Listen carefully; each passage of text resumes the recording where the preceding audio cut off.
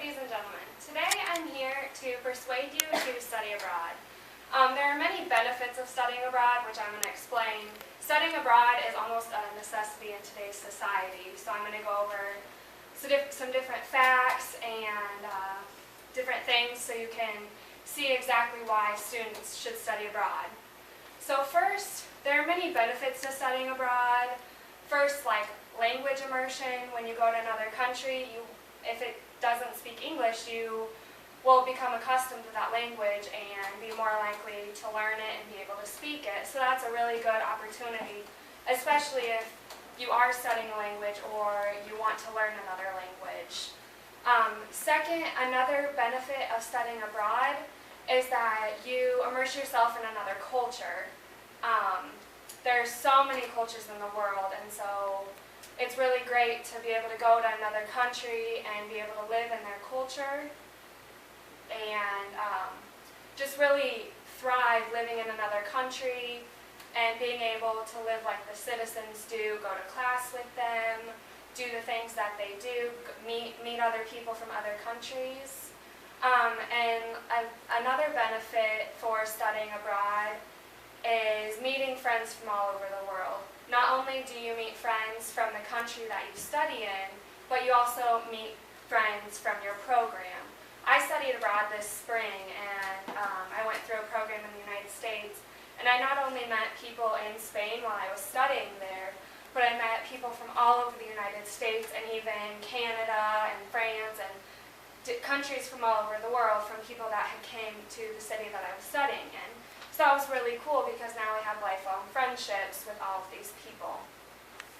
Another good thing about studying abroad is that it's necessary in today's society. A lot of times when you apply for a job, for a career, employers won't hire you unless you've shown that you can put yourself out there and live somewhere else where you aren't really comfortable with. So it's almost required for students nowadays to study abroad. And in some cases for majors, it even is required. For my major, I'm getting a certificate in international business, and it was required to study abroad. So if it's required, obviously you need to, but it also has many added benefits to that.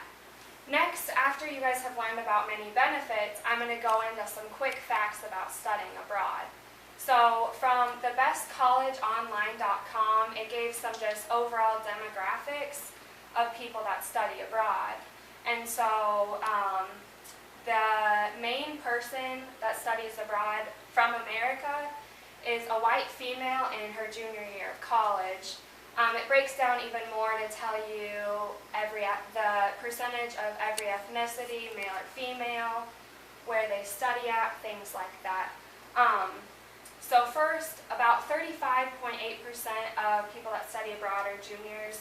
Juniors are overall the biggest class in school that study abroad. First, you have your juniors and then seniors, and then you have a small number of sophomores. I was one of the few people that studied abroad as a sophomore just to get it out of the way so I can continue with my classes.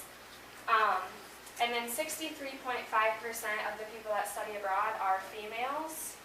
I don't really know if there's a reason that females study abroad more than males. I'm kind of adventurous, so that's why I wanted to study abroad. But there are a lot of males that study abroad also. Europe is the top country for students studying abroad to go to. There's many countries inside of Europe that people go. London being the top country with 12.1% of students choosing to go there. But people will also choose to go to France or Spain or Italy. You can pretty much go anywhere to study abroad. And then China is the only country that's not in Western Europe. That is in the top 5 of places for people to study abroad at. And then the breakdown of percentage of students that study abroad per semester, summer, or year-long. About 70% of students study abroad during a semester or summer-long program, and only about 3% of students study abroad for a year-long program. I can definitely understand why, just because a year long is a very long time to be away from your friends and your family.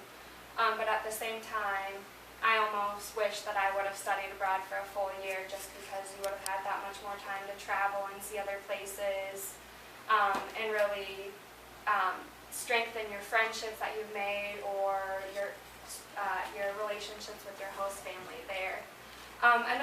Some other statistics. This is overall statistics of international study abroad students, and it's from the International Herald Tribune. The USA, there's about 2 times as many students that say they would like to study abroad over Britons. Granted, not all of these people that say they want to study abroad will study abroad, but more Americans want to study abroad than Britons. It breaks down to 56% of Americans want to study abroad, and 20% of Britons want to study abroad. And then it ends up being 1% of students actually study abroad, and about 14% of the overall undergraduates study abroad. And then lastly, I'm just going to go over some kind of frequently asked questions about studying abroad, because I know some people have a lot of questions whether or not it's right for them. There are many programs and that you can choose to study abroad that work with what you want to do. You can choose your country, your city, what program you want to take that matches your classes. And then on top of that, while you're there, you can choose where you want to travel, if you want to travel, kind of a broad spectrum of everything you want to do while you're there.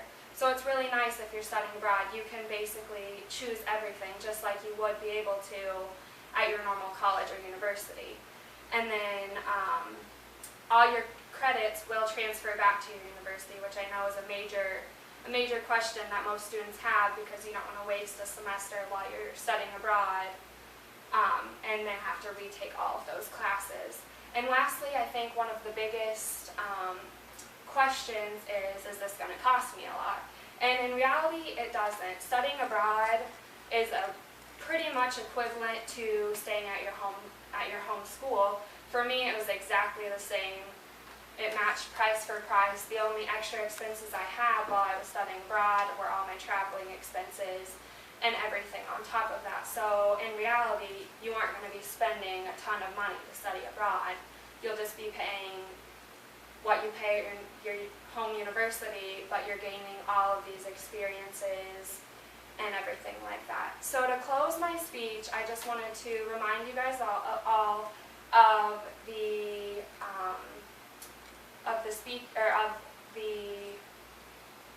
good aspects of studying abroad. It costs the same, you'll gain lifelong friendships, and you get to travel and see the world and be culturally immersed, which is great. Thank you all for listening to my speech today. Thank you.